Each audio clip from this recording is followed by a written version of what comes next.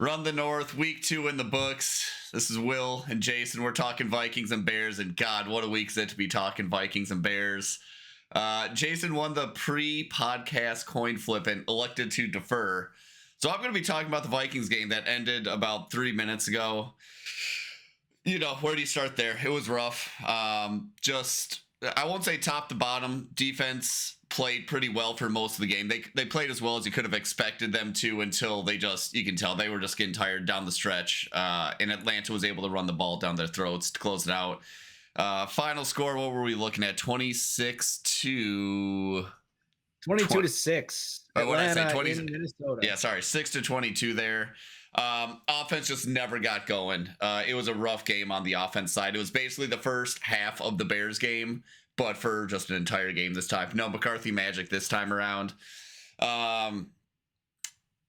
Where do you start? Okay, I'll start assigning blame here right off the top. I think everyone, at least the real knee-jerk reaction people, are going to be real negative on JJ McCarthy.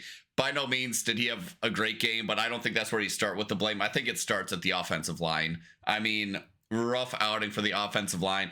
It's very telling that we're week 2 and the Vikings are on their third left tackle and their backup center. Losing Ryan Kelly on like the first drive, I think, was rough. I think we lost him last game too for a bit. So this backup center is going to have to get up to speed real quick. I don't even know what his name is. I'm sure I'll know it real soon though. A lot of plays, JJ McCarthy just not having any time to throw the ball. You see in the third quarter, he gets absolutely smoked by an edge rusher who is untouched and he fumbles the ball. That's rough. That was pretty emblematic of the game for the Vikings offense. Now, could JJ have gotten the ball out a little sooner on some of these reads? Yes. I think this is his second NFL game. He's still processing just one tick too slow. He's taken one tick too long. And keep in mind here that he's missing presumably his favorite target from preseason training camp, which is Jordan Addison. By all reports, it sounded like he had a great connection with Jordan Addison. On the flip side, Justin Jefferson did not practice all preseason. Jalen Naylor, rough preseason. He had an injured hand. So it's no surprise that this essentially rookie quarterback who's playing with receivers he really didn't have that much time to get up to speed with did not do great here. So Sure. JJ McCarthy didn't do a great game. I put more blame on the offensive line. And I think between those two, I'm going to throw KOC in the middle as far as blame goes. I don't think the play calling was great. I don't know why we had to wait so long to see Jordan Mason. He's pretty much our only very minor bright spot on the offense was Jordan Mason. Apparently Aaron Jones left with a hamstring injury. So maybe we'll be forced to see more of Jordan Mason going forward. I just think the play calling could have been a little better. Get Jordan Mason featured a little earlier in the game, but just rough up and down. I'll stop there. Off base on anything. What did you see, Jason? Well, I thought it was interesting. Same points on Jordan Mason. I just thought you guys were not giving JJ opportunity. We know that on second down, just about any second down, that KOC likes to push the ball, but when you're not running the ball effectively or not completing on first down, you're playing behind the chains a lot. And that's been an issue for the Bears the first 2 weeks too. So not what you want to do with a young quarterback, not what you want to do early in the year. You want to build that identity up, right? And I kind of think that's why you got the fire and ice between Jones and Mason, but you didn't use them. And I agree too. 158 yards, 2 picks, 6 sacks, and a fumble ain't really going to cut it for JJ. The interesting thing that I noticed in both of our games, and we'll get to the Bears game in a bit too, is the interior offensive line struggled. Mm-hmm. We both of our teams spent a bunch of money and or draft capital on those positions, and it hasn't paid off yet. Now, that's a position specifically that takes a lot of time to gel, and that's something by the time we hit our bye weeks, week 5 for Bears, week 6 for you guys, you should know what they are. Be confident in them, hopefully, but you should know what they are. Exact same notes that you had on the run game. My question for you, I had a couple of them. Dallas Turner playing for the injured AVG. What'd you think of his play? Suitable? Is he more rotational? Do you think he took a step forward in the starting competition as far as his growth projection? Where are you at with Dallas Turner? I think where we are right now, rotational. I think you still feel the absence of AVG there. Obviously, Dallas Turner does get a nice sack. Um, yeah, it's hard to say. He is really this kind of question mark still on the defense. I would say he's still a question mark. Can he get to the passer? Yeah. Honestly, with his trajectory right now, he's kind of projecting as just like a serviceable starter. I don't know that he's going to be a star. Um, we'll see, but he's still developing. Brian Flores, known for having a very complex defense. Honestly, surprised to see he's Dallas Turner is getting utilized in coverage a lot more than maybe people thought when we were drafting him. He is trying to turn him into more of that Anthony Barr off-ball linebacker a little bit more as opposed to like an edge rusher. So we'll see. I mean, he's serviceable. I'd say he's serviceable. With AVG out, he's doing fairly well. But is he on that trajectory to be a star on our defense? I wouldn't say so right now until we see, a little bit more out of him. Does he make splash plays here and there? Yes. I think that's what he's projecting as right now is just kind of a serviceable starter in this league. Fair enough. And again, with the pass rush, especially the way you guys are so exotic and multiple, is that it's good to have that rotation. And again, it's still year 2. It's game 2 of week 2 or of season 2 for him. So, pump the brakes, but he's a guy that I'm still going to keep tabs on all year. I like his play in general. Another thing I had in mind, back to the run game quick, in comparing the rosters, defense that goes to Minnesota. Offense is an interesting one because the Falcons have a top offensive line. We've known that for several years now. Both teams have a second-year quarterback. But the real difference, they have tons of receiving weapons, London, Bijan on both sides. I'm a Mooney guy. But they have their own version of having a 2 running back stable. And they rushed for over 200 yards today, which one, it's hard to stop any team from winning when they're rushing for 200 yards. But 2, they were able to control the game in a way I thought that the Vikings could. And then I also thought it was interesting that because the offensive line was good, the run game was good, we didn't see the same problems generated by the Vikings defense from the interior push, Allen, Hargrave, and was it Redmond? They were so dominant first game against an improved offensive line, we thought. For the Bears, similar situation against a really good, against a better offensive line. They kind of get skunked. I mean, for more or less, especially on the stat line and giving up rushing yards. What's your thought as to how they were to be so effective today in the run game that Atlanta was? Yeah, I mean, there's a lot going on in that question. It's hard to say right now immediately after the game. I want to say it's like, well, they weren't as effective getting pressure up the middle on Penix because maybe they were playing that run a little more, knowing that Atlanta was going to have to run. Maybe they're trying to take away that run game, which obviously they weren't successful. You saw a graphic get flashed up in the fourth quarter. It was like Bijan, total yards, 165. Vikings, total yards, 164. We've certainly seen games like this before as from the Vikings, particularly in the Zimmer era. There were just some games where the offense pitched a goose egg and the defense held on as well as it could, but then by the end of the game, they're tired. That being said, it was a first drive where they were really gashing us right out of the gate, which very first play was like a freaking 25 yard run by Bijan. I just looked over at my wife and just went, oh boy, here we go. It's got to be what it's like. Yeah. Sometimes the tone just gets set right away. So I don't know if it's early on we were playing the rush more than we were playing the pass, and they're really directed like, hey, don't get over aggressive pushing these pass lanes, defend the run, and then that just kind of fell apart later on in the game as the defense got worn out. But yeah, certainly not necessarily what you would expect from this revamped defensive line. But again, they're the only reason we were in the game. So we'll see. Fair enough. And the other thing I thought was interesting is, again, a lot more penalties today. You guys had 8 penalties for 50 yards, which not so much that 50 yards was crippling or flipping an entire field, but they did come in some pretty inopportune moments. Yeah. What I thought also was interesting was just, okay, so 326 yards for the Falcons, 198, did not break 200 for the Vikings. Time of possession, 36 and change to 23. I found that to be really interesting. And then you had 63 plays to 46 plays on offense.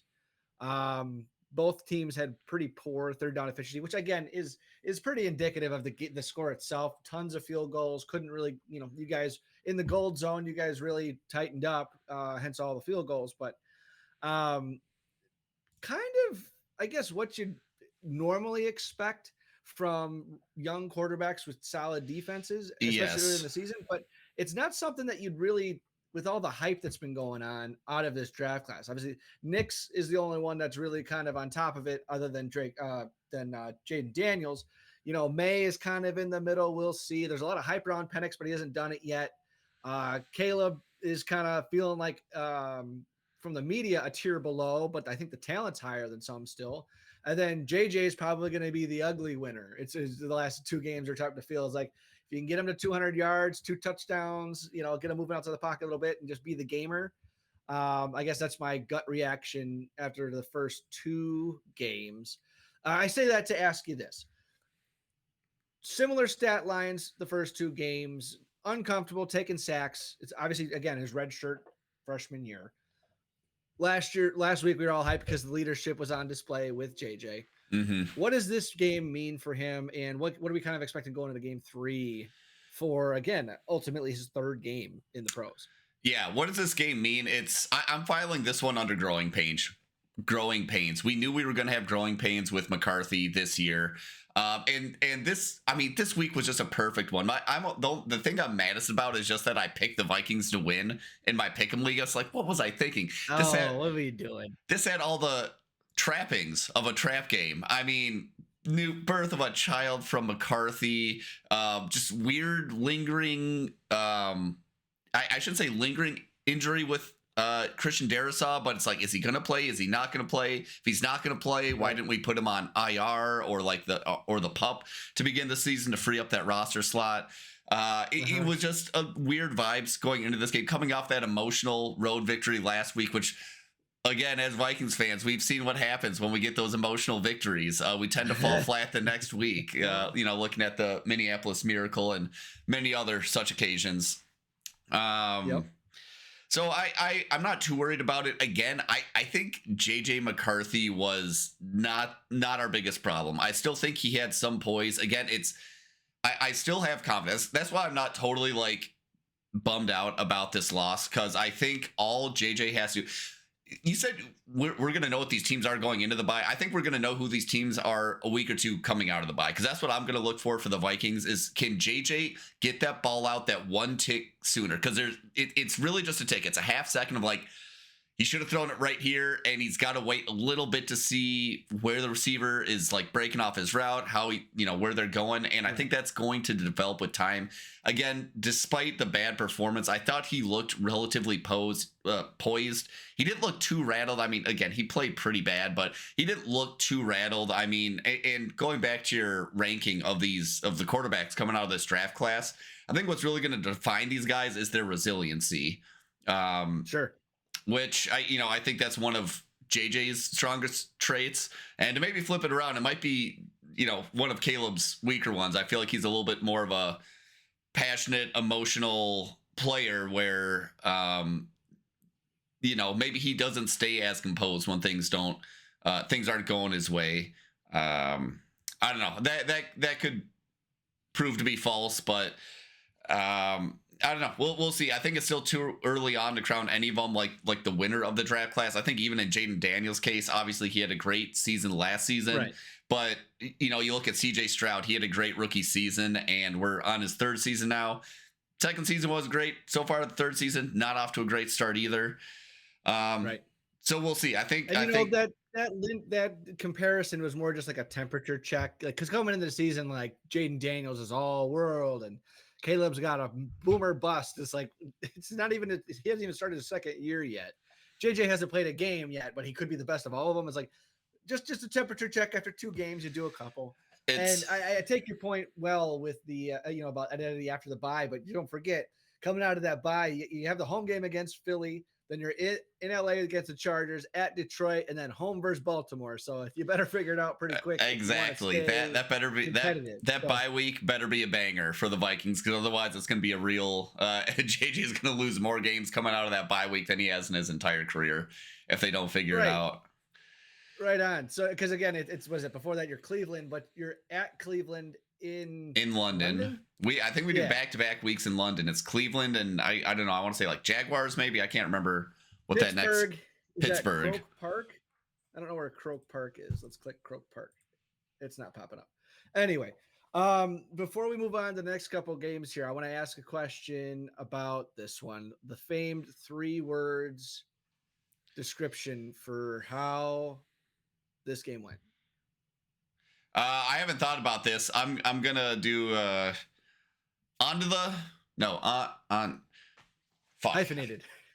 On to the next. Let's just say it really quick and make it sound like 3 words. On to the next. I'm not too worried about it. Again, you can't put too much on JJ McCarthy with the way that offensive line was playing. He could have played better, but like it'll develop in time.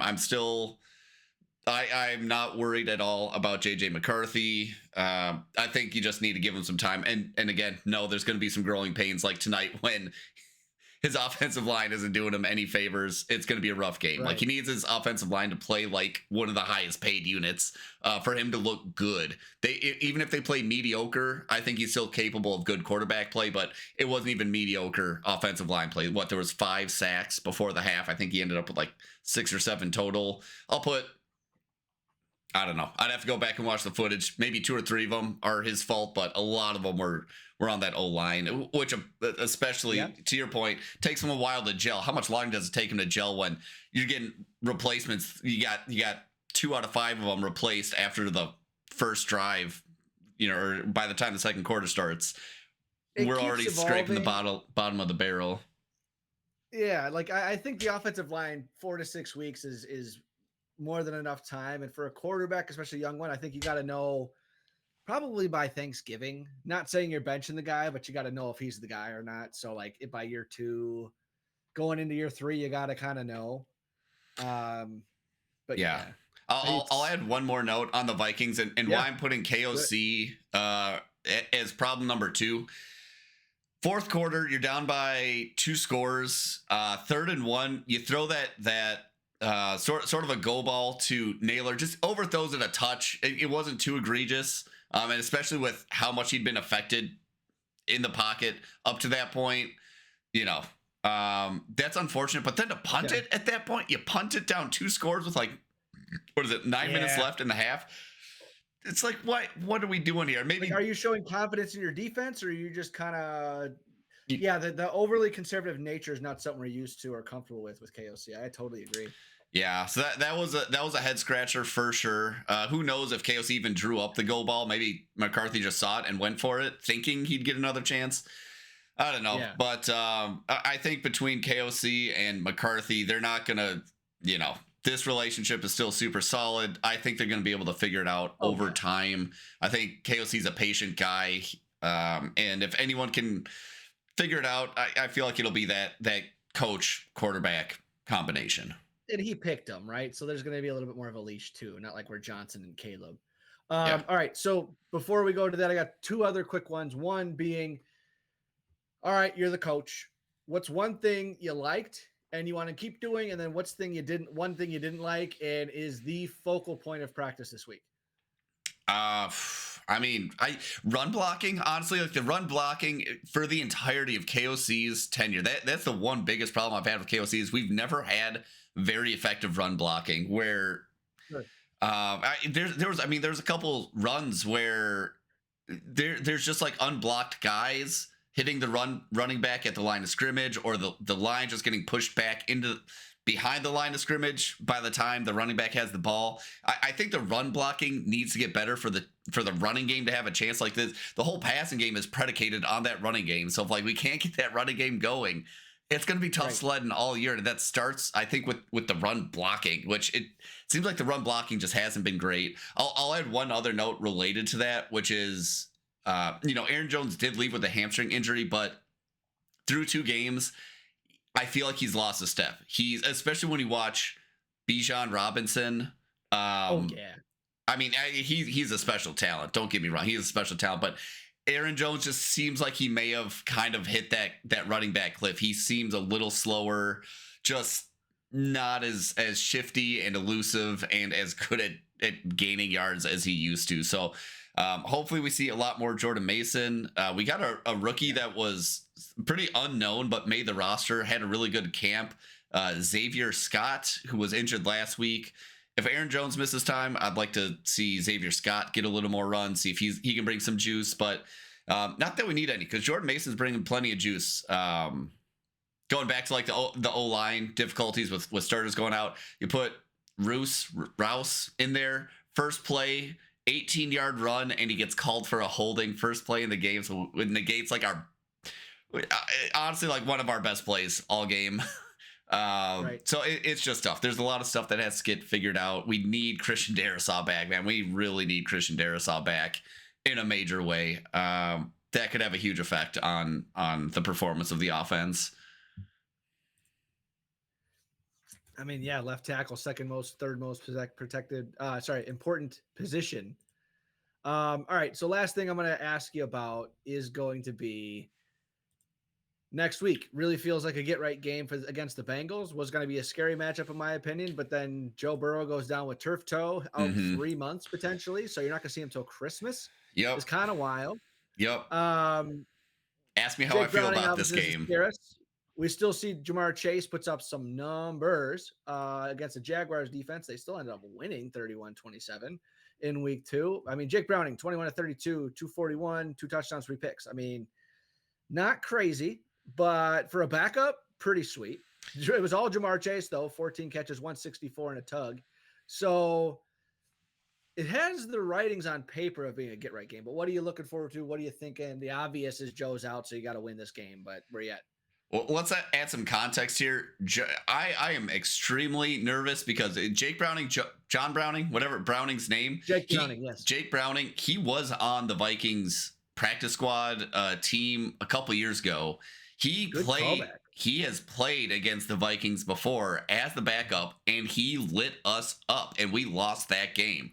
So I still remember that, and I am very worried about him. I think there's just a little something extra when you're going up against that team that said you weren't good enough. I'm very concerned, particularly if Christian Darrisaw isn't playing, and we have Trey Hendrickson going up against our third left tackle. That's not going to be pretty. It's going to be the same thing with JJ not having time, not knowing how much time he even has, and he's already processing a little slow since he's new. It could be rough. We really need Christian Darrisaw. So early prediction, don't like our odds. Don't like it. If I could take us having Christian Darrisaw and them having Joe Burrow, I would take that over us having School at left tackle and them having Jake Browning at quarterback. That would be my preferable scenario for sure. So you guys are at home at noon. The over-under is 46.5 with Minnesota favored 1.5. You think that goes up or down in your favor? Like the Vikings odds?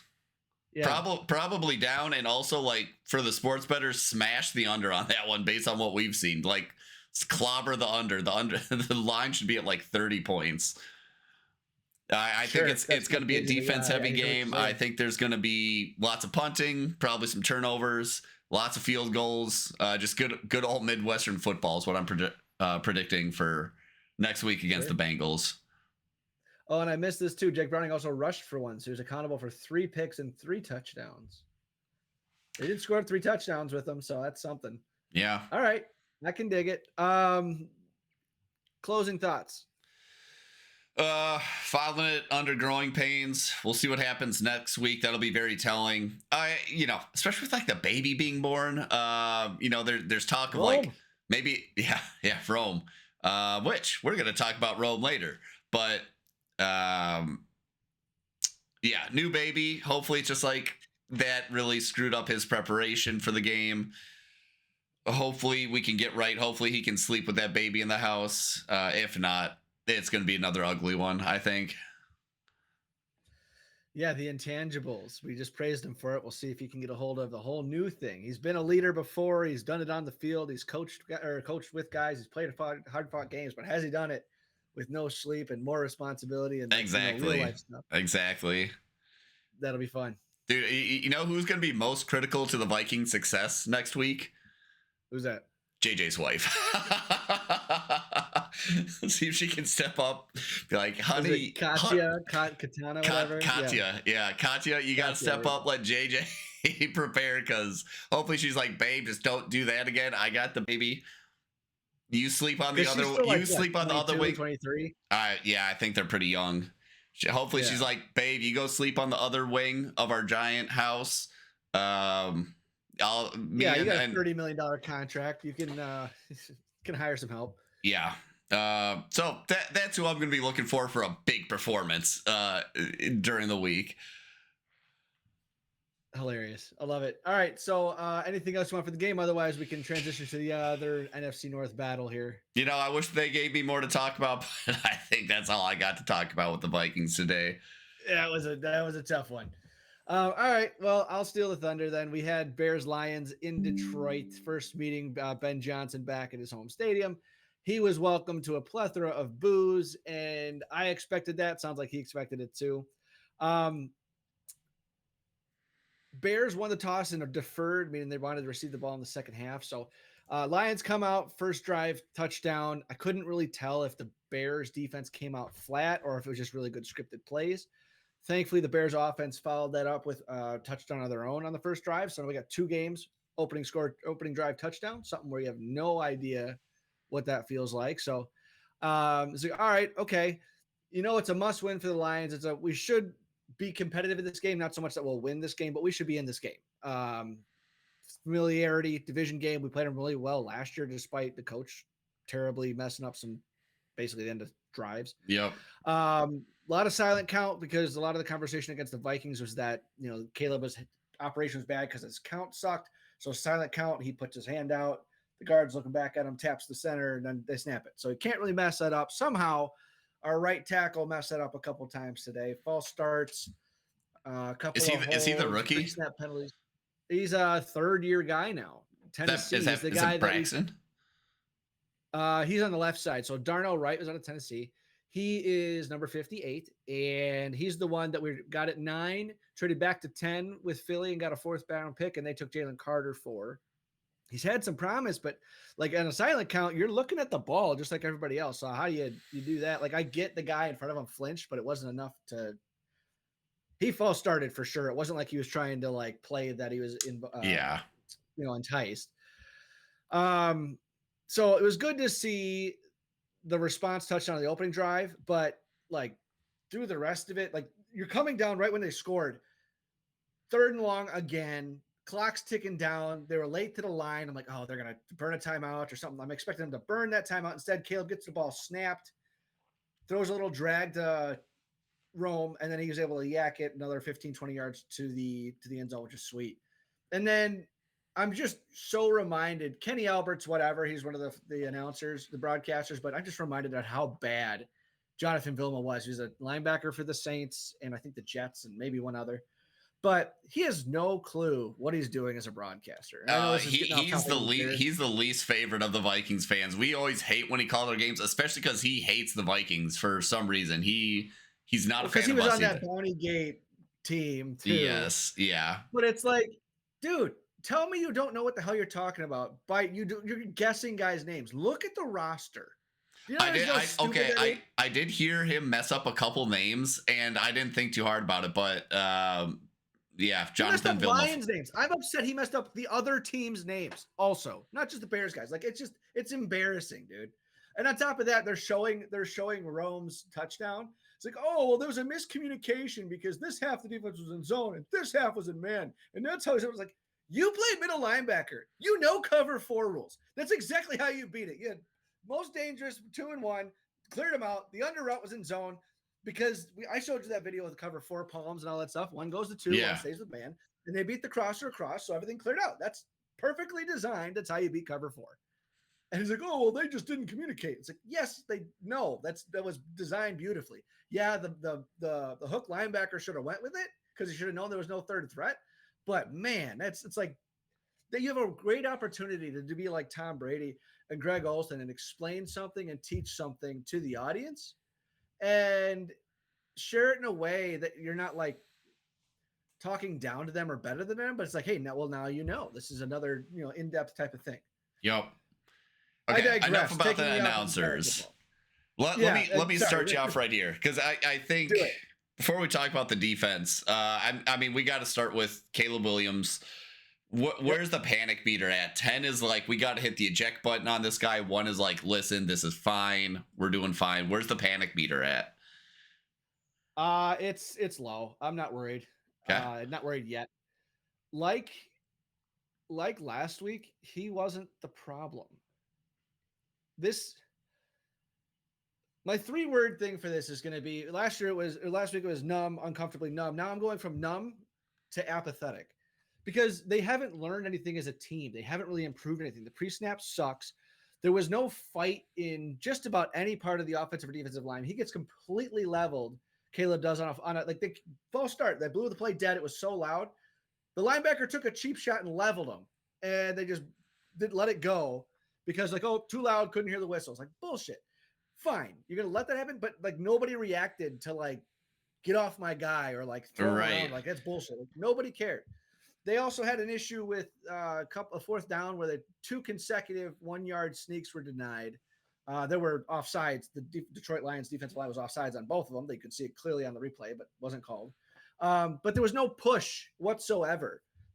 There was no fight back after that first drive at all. So, yeah, Caleb doesn't look great because, again, he's scrambling for his life. Really terrible pick. He was trying to throw the ball out of bounds. Nope, he was actually trying to throw it, but he airmailed it, and that's how he got the pick. His first one. That did look pretty rough. The other one's called back. Yeah, it was terrible. He has his fair share of warts, but he is not the thing. Like, I bet you if you went through the game film, like we got done with the last game against the Vikings and Kurt Warner came out, Chase Daniel, he was like, yeah, it's really not that bad for Caleb. There's so many other things that they need to work on as a team as a whole. You're supposed to be more tight-knit with the offensive detail. You're supposed to have figured out the pre-snap operation, false starts. I mean, again, this is another game. Penalties absolutely killed us. I mean, really, we had 8 for 50, but they were in all critical downs again. 0 for 2 on 4th down.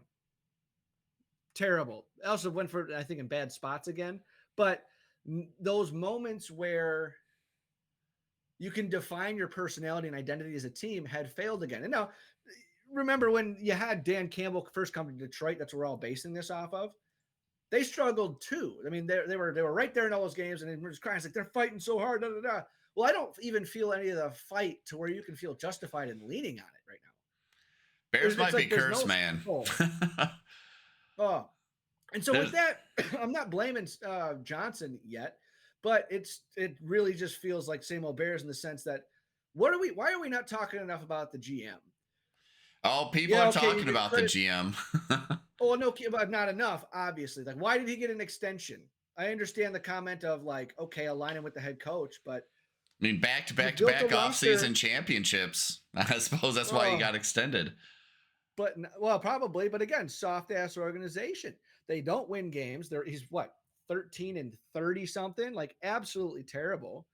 He keeps like draft status, draft priority, draft all that stuff. He's a traits guy. So I want the big, tall, fast freak, but he can't produce. It should be the opposite. Production, like the way the Eagles do it, the best guys from the best schools. We'll figure it out. But you even look at this year's draft class and last year's draft class. You're not taking the no shit obvious pick. I'm not saying you pick for position over like need over like talent, but look at the production you got out of your picks this year. Your first round pick, 1 target, no catches. Your 3 second round picks, 2 of them didn't even dress. They were healthy scratches today. Luther Burden had a couple returns and no catches. Karan Amagaji, your 3rd round left tackle you drafted last year, healthy scratch, wasn't even supposed to make the roster this year. What are we doing? Like, how do you look at the rookies that you have on the other side of the ball? It's already producing. The defensive tackle for Detroit had several big plays, batted down, a couple of stuffs. I mean, like instant, immediate impact. That's what you're supposed to do. Like, I understand the rookie's not supposed to be a world beater. Like, to have one like Justin Jefferson, Jamar Chase, like, that's not what we're talking about. But you just spent a top 10 pick. He should be contributing. Like Tyler Warren, he scored another long touchdown today. I like Colson Love over Warren. But the point of that is you should be building your offense around this guy, not struggling to find ways. Like the whole thing about 12 purse, you didn't even use your tight ends anything effectively. They didn't catch any balls. I think Cole got one in garbage time with Dyson Bagent as quarterback. What are we doing with the skill that you specifically wanted to bring in here? Again, getting way too cute with this shit and how we didn't. Again, you're going to tell me you got. I'm almost done. You're going to tell me you got three. You came into the draft with 39 and 41 on your second round picks. You missed out on the running back at 38 because you couldn't move up one pick to get Travion Henderson. Fine. But you passed up on a badass left tackle from the Gophers, Ariante Ursery. You passed up on the Tulane, I think it was, pass rusher Mike Green, who's now in Baltimore tearing it up. Do the obvious thing. Don't get cute. Like, you're going to tell me you... You're preaching to the choir. I mean, the Vikings haven't had effective first-round picks in I don't know how long. Hopefully, JJ McCarthy and Dallas Turner turn that around. But yeah, it's tough, especially when you see them. Starters. They should be starters immediately, and they should be a part of your game plan and your new identity. You had a chance to flip the script clean, and you just didn't. So that's my off-tangent rant. Rome Odunze, great shining. Left meat on the bone, dude. Oh my gosh, what a fun game. Couple of drops, couple of balls that were like, you should have had that one. But was it 7 for 128 and 2 touchdowns? It easily could have been 10 for over 150. Could have been fantasy receiver 1 this week. Cheers to those who are thinking that he's going to be wide receiver 1 by the end of the year. I think so too, because he's got it. DJ Moore is just not translating right now. Well, I can't really say much of anything is translating right now, but that was the only fun spot of the day today. Yeah, DJ Moore seems I don't know if checked out is the right word, but yeah, he's I don't know if he's in the doghouse, but he's obviously not getting involved in the offense for one reason or the other, which is really strange. Why is your $27 million receiver lining up in the running as a running back? Yeah, getting cute. Space, but like, what are we doing? He's got 5 catches for 46 yards, so it's all under routes, hooks, and distraction gadget shit. It's like the Debo Samuel phase was so 2-3 years ago. Now it's all about speed, slashing, cutting, and yak yards. Like, come on now. Yeah. Hey, at least he had Rome. I saw a tweet today that was like positives coming out of the Bears game. Rome Odunze, negative. The negative list just says everything else about the Bears roster and then just continues into Chicago politics, Chicago as a city, just even the GM. Yeah, Rome is about the one thing that made you feel good if you were a Bears fan, I think, this week. Yep. Well, let me roll through my end of first half, because I don't even remember what the score was at that point. Again, it was 52-21, and that was probably more points than the Bears deserved. The thoughts were, as a team, where are the young picks? Offense, you got to get the tight ends involved. Defense, someone's got to anchor. You're getting washed up, and all these cutbacks are terrible. You're not getting any pressure. Even when you're sending pressure, you're not getting pressure. Side note for fantasy, I almost had a little heart attack because Josh Allen got popped in the face and immediately was like, get me out of the game. Something's wrong. I don't know if he broke his nose or what the hell. But he's basically my entire strategy for guillotine. So we'll talk about that in a minute. But the fun thing, stupid thing, is that for a minute, we had Mitchell Trubisky versus Justin Fields out in New York. Oh, I missed that little detail. That is pretty funny. Pretty funny. Again, penalties for the Bears were terrible. Pre-snap, just the mental toughness of this team. They're just soft as hell. There's nothing that has changed about that. Like we talked about, there's no vitriol in trying to defend your quarterback. There's no push when you need it. The Bears defense, the tackling, it's like grab and fall. There's no drive backwards. There's no you don't hear it. Yeah. It's pretty pathetic. It was sick to see Tesla with another catch at the end of the half, just one-handed. That guy's crazy. Yeah. That was dope. That was also misofficiated, where he should have been inbounds, clock should have run, and they should have blown it. But how it ended up being, it was a 10-second runoff because they did call him out and he shouldn't have. But then they got the touchdown on 4th and 3 with 6 seconds left instead of kicking it because that's how aggressive they are. Shame on you, Bears. Good for you, Madden version of the Lions. And the Lions had, believe it or not, they had their mistakes in this game too. But there were some bad calls against the Bears and some where the refs missed too, but you don't deserve those calls as a bad team. Like as we were talking about last week against the Vikings, like good teams need to figure out how to rise above that. Now, there are some big momentum shifting plays like we had in the Vikings game. This one, the Bears really had no business being in this game whatsoever, which is really where after the first quarter, when we talked about last week, that just like heat radiating sensation, didn't even have that. You're just like, yeah. Apathy is what you had. Yeah, my numb went to apathy immediately. And to be honest with you, if the Bears could figure out the pre-snaps penalties and just slow things down a little bit, they could actually be a good, fun offense to watch. Like, truly believe that. I'm not trying to be a homer. You can see it, and there's a reason why. So the things I thought were good, Rome, Tooney, and I was reluctant to put Odangbo, number 55, because not like he was getting sacks, but he was the only thing consistently. He got off some blocks pretty well. Loved the good opening drive again. That was sweet. And then I loved seeing Little Dicky in a B-Dubs commercial. That was fun. I was like, Little Dicky, what the hell are you talking about? Yeah, he was. With the rapping buffalo. Yeah, he rapped pretty well. The Buffalo did. Little Dicky was a staple for our Sunday fun days back in college. And I see. Yeah, bad. 19, our punter, Iowa, bad.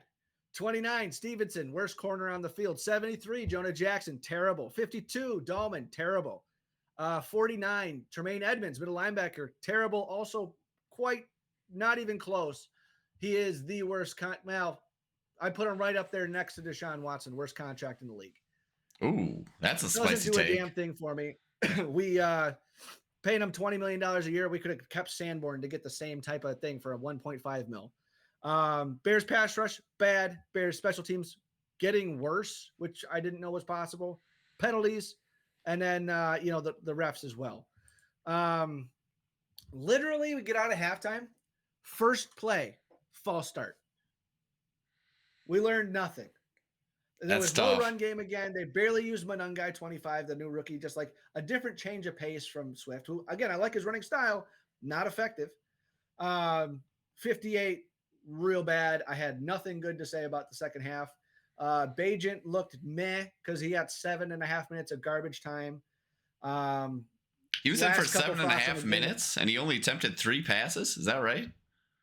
Well, no, sorry. 7.5 minutes is not the correct. He came at 7 minutes 42 to go in the game. They were down 52-17 at that time. Sure. So like, he didn't play the whole time. They also took out Braxton. They took out Tooney, and they took out Swift. So they had a couple, like you got Theo Benedict, the backup left tackle. You got the rookie Newman in a guard. A couple like carries from an guy, which I guess what else you're gonna do. He tried to attempt a nice ball to Loveland. He was just off, hit his fingertips, but that was a full extension. So, there was a graphic that they showed, Fox showed, that was like if teams that start 1-1, you got a 42% chance of making the playoffs. Teams that start 0-2, you're at 12%. Ouch. And that's a number aggregated over the last 10 years. So, I think. Well, I kind of already knew that. And then not that we were even I feel like they should be competitive by the end of the year. Now that's going further and further away. Next week we have Dallas, which again should be a competitive game, but you would hope so. You're playing Flus. Say again. I say you would hope so. I mean, Dallas certainly has shown they have chinks in their armor. Absolutely. But you're playing Flus, the former coach, and there's a grudge match there, and I'm sure they'll have something special for you. And I think until this offseason, I wanted to be happy. This season, I said I was ready to get hurt again, and I want to be a fan again. But until proven otherwise, and I'm not talking just one win, they don't get the benefit of the doubt on anything. Caleb doesn't get the benefit of the doubt. Rome and DJ don't get the benefit of the doubt. High draft picks can get some excitement, but no benefit of the doubt. Dennis Allen gets no benefit of the doubt because, again, you got Jared Goff diced you up, which has become less and less of a faux pas these days. but your defense cracked 2 games in a row. They played poorly against the Vikings, and they played even worse against Detroit. So um, I'll end on this thought. As a coach, if I'm yelling at you and I'm pissed, it's because I expect something of you and I know you can do it. Sure. If I go quiet and I stop, that's when you start freaking out. That's scary. That's as a player, that's when you start worrying. And man, I tried to kind of like bring some emotion there, but like you spent $50 million on your interior 3 linemen and they suck. No shade to Tooney. He played really well, but not in the grand scheme of things. Like the window dressing is different. It doesn't feel any different than last year. And I'm not trying to be a clickbait overreaction there. I don't think you are. I mean, I think that's how everyone feels. I mean, that's kind of what it looks. Yeah. It's still sloppy. Let me ask you this question. I stayed off my phone. I didn't look at Twitter. I didn't listen to nothing podcasts. I went outside, did some chores, and then I came and played. I took the Bears to the Super Bowl in my Madden offline franchise because I just need to let off some steam. But man, nice. So here we are. Let me ask you this question. Let's assume that Ben Johnson, let's call him an acolyte of Dan Campbell. You think that first season Dan Campbell took over the Lions, they did not win a lot of games. It was like 3 or 5 games or something, and they lost something like that. And I remember they got their first victory in like a bajillion games against the Vikings. I remember. But it wasn't like the 11th week or something too. It was late. Yes. So after that first season, there was a decent amount of roster turnover, and what I assume is Dan Campbell said, "Hey, these aren't my guys. Let me go get my guys." How much roster turnover? We're projecting from week 2 here, but how much roster turnover do you anticipate going into next year with Ben Johnson? Do you think he pounds the table and says, "Hey, get these soft ass guys off my team. Let me get guys that play football well and are hard dudes and can stick in there when the team takes a couple punches"? All right. Well, we'll pause after that phrasing, but hard dudes to stick it in there. Nice.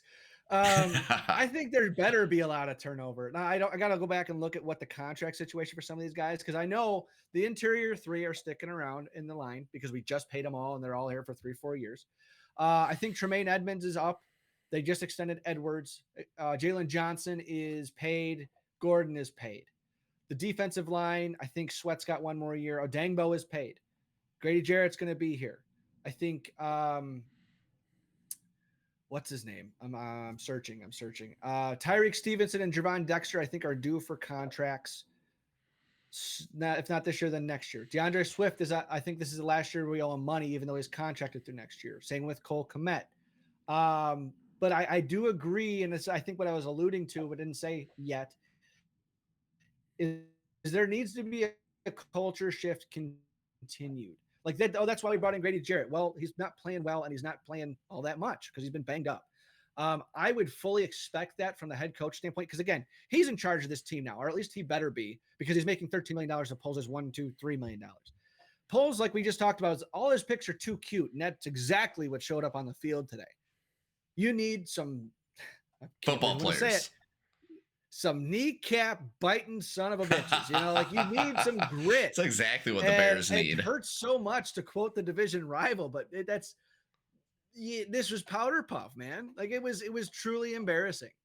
Yeah. So yes, there better be, and I don't know that should just be a big shit mark on Ryan Poles, but it should be part of what you bought into, because it feels just as deflating as the year we brought in Caleb for the best situation rookie's ever been into.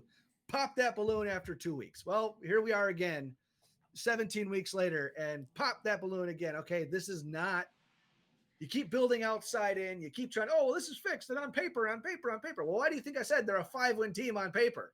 It looks better, but it ain't. Better be turnover, because this ain't going to cut it. Yeah, well, needless to say, sorry state of affairs for Vikings fans and Bears fans after week 2, but hey, it's a long season. A lot can change. Let's shift gears. Let's talk about fantasy here. Hopefully you had a better week than me. It's looking real sad for me so far through 2 weeks, but how are things looking for you? Well, Josh Allen, I was literally shitting bricks when he went out with that pop to the face type of thing. Couldn't tell what it was at first. When he was just sitting there, I thought it was like his neck got compressed or something. I was like, oh, yeah, no. But he ran off the field. It looked broken nose or something. I don't know. I haven't looked at my phone on purpose because too pissy already. But he went back in the game and finished. James Cook was huge for me. So all that to say, I'm going to survive a week for sure in the survivor pool, or sorry, in the guillotine league. That's That feels good. pretty That's good. important. My keeper league, I am winning, and I'll have a win there this week, it looks like. Thanks to 20 points from Bo Nix, 28 from James Cook, 39 from Amon-Ra St. Brown, 16.9 from Tyreek Hill. And on the bench, Daniel Jones was 22.8. Ooh. That was pretty sweet. So right now I'm sitting at 123, projected to finish at 134. You need about 115 to win here. But there's some other teams that went off in this league too. Another team's gonna already scored 160. He's done for the week. And another team at 146 projected to get to 162. But that guy, he had Lamar, he had Rome, he had Wan'Dale Robinson. Like, who projects that today? Right. Devon A-Chain and McBride. His bench did absolutely nothing, though. Just zero spots everywhere. So that's probably his best game of the year, I would imagine. And then on the last league I have going is the ESPN League for couples. Second week in a row where I forgot to start somebody. Last week, I forgot to take Tyler Bass out of my lineup because he's on IR, so I played without a kicker. This week, I forgot to put in a defense because I swapped out Prater for Bass. He got auto started. I swapped out the Kansas City defense. I put in, I dropped Kansas City, picked up the Rams. Well, it didn't auto start them, so I didn't look at it again. Oops. Shame on me. Good thing it's a league I don't care about. But so to recap, looking good in the keeper league. It's going to survive another week for guillotine. Going to spend a lot of money this week. And then couples league, I'm going to be 0-2, but who cares? How about you? Where are you at with especially the guillotine? Where are you at the guillotine? Guillotine league, I'm at, even though last week I got Josh Jacobs, every waiver, Travis Etienne, and Garrett Wilson for $165. I'm scraping the bottom of the barrel. Luckily, we had one team eliminated last week that didn't start a team at all because we just transferred our regular fantasy league to this guillotine league. You had to actually add players from your bench to your starting lineup. One person didn't do that week one, so he got eliminated. His fiance did not do that for week two, so she's going to be eliminated. I think I projected to be second to last after that, though, so it is dicey. I think I have Joe Burrow also starting, so interesting. I might be pursuing quarterbacks pretty aggressively. I do have Aaron Rodgers on the bench, so hopefully he's a decent Band-Aid. More interesting, though, is my main league, where I'm going to waste a 40-point game from Amon-Ra St. Brown and a 30-point game from Jonathan Taylor because I benched Dak Prescott for Justin Fields. In fact, I'm in a very dangerous position in that league because pretty much everyone I switched out after week one for whoever they got outperformed by week one. So basically, Dak Prescott got subbed for Justin Fields. I also took out George Pickens for Hollywood Brown. That did not work out for me. Outside of Amon-Ra St. Brown and Jonathan Taylor, no one on my team. I had the same dilemma. I put in Brown over Pickens today. So besides those two players, I didn't have anyone on my team score in double digits. I take that back. My defense did, and I think my kicker did. So just a sorry state of affairs. Hopefully we can get right here. Hopefully I can maybe take advantage of some good waiver wire priority since we just do priority in that league. I don't know who. I don't know that it's going to be a super strong week. I don't think there's been any major injuries, but rough start for you, boy. Starting out 0-2 in the main league, but we're I'm feeling relative confidence. I think we can pull it out. I think next week I also start Travion Henderson. I think I'm going to be switching out Travion for Krosky Merritt next week. I feel a little more confident in that. We'll see. Hopefully we do not start out the league. I think if I go 0-3 to start this year, my chances are shot. So I really need to win next week. But hopefully things cut my way. Numbers add up to. That's a good point because, like we talked about in the episode, like teams that start 0-2 in the league have a 12% chance of making the playoffs. I wonder what that is for fantasy. Well, it's probably even worse for fantasy because like there's less weeks, so it's harder to recover. It's a bigger percentage of your season. So yeah, we'll see. I'm not loving my odds right now, but I got faith in my team. Also, Cortland Sutton in a high-scoring game had one reception. I didn't watch the film from that. I don't know what the hell happened. He's I don't watch either. I had him pegged as like Mr. Reliable, good for 15 points every game. I don't know how he gets one reception for like 7 or 17 yards. I think it was just 7 yards. I think he ended with 1.7 points. Don't know how that happens in a game with that ended up scoring like 55-ish points. So that was also disappointing. Game I definitely could have won, and coaching decisions affected that. I should have just had faith in Dak Prescott and George Pickens, but you know what? I'll start them next week, and they'll probably combine for 10 points. That's just how fantasy goes. Man, and that's so tempting because I love having a quarterback receiving option duo. Yeah. Like I was the guy, I would always go Rivers and Gates. I would always go Breeze and Jimmy Graham. Like, no, I got a hard on for that type of stuff. Oh, yeah. It was so enticing. Yeah, so we'll see. I live to fight another day in the Guillotine League, and then in my family fantasy league, I thought I was dead in the water. I was at like 11% at one point, and that turned around, and I'm now basically 50-50 going into Monday Night Football. I got a 5-point edge on my uncle, and I have Emeka Egbuka going up against CJ Stroud. So I need CJ Stroud to not outscore Ibuka by more than 5 points, and I will get my first win in the family league. That's possible. That feels like a 50-50. That feels like a 50-50. Yeah. So we'll see. Otherwise, if that doesn't happen, I am 0-4 in my standard leagues this year, which is and really staring down the barrel in the Guillotine League. But at least I cleaned up first week of waivers on the Guillotine League. So we'll see. No bueno. Oh, also, Survivor Pick'em League, where you pick one team per week. If they lose, you get eliminated. I took the Cowboys, which had me shitting bricks. They're up. They're up 3-4. They're up 4 with like 40 seconds left in the game. I'm like, great, they can lock this up. Of course, Fox isn't switching off of the Detroit Lions blowout of the Bears to watch this extremely close game. I finally get it to refresh. All of a sudden, the Giants have a 3-point lead. I'm like, you got to be kidding me. Of course, the Cowboys. Why did I trust the Cowboys?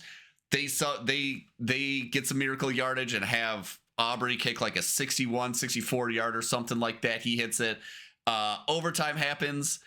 Takes the offense 3 tries to put points on the board. Luckily, Russ Wilson on his second time on the field in overtime throws a pretty bad just center field interception to a safety, and the Cowboys are able to convert, but I was sweating. I already had the Venmo queued up for my buyback because you get one buyback in the Survivor League.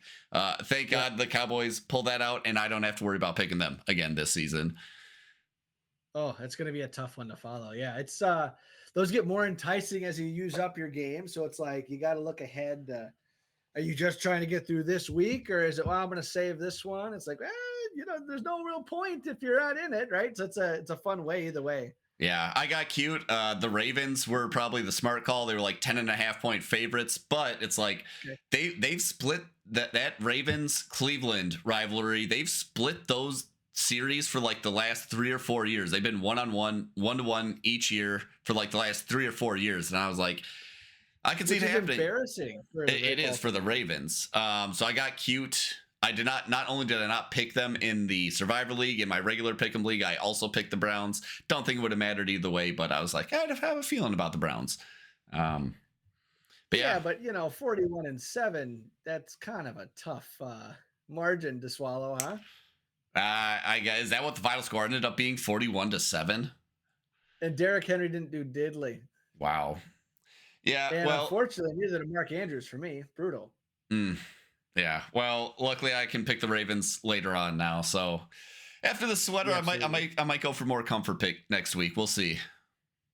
Absolutely justified. 100%. Got to keep your blood pressure in check, right? Exactly.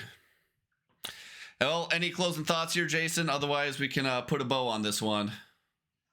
It's going to be another long week. As my Bears go, so does my week usually. So, well, I guess this is why we love it. I'm going to be doing some soul searching here. I think so. Yeah.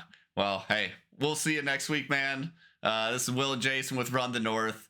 Bear down, I guess. I don't know. Goal, baby.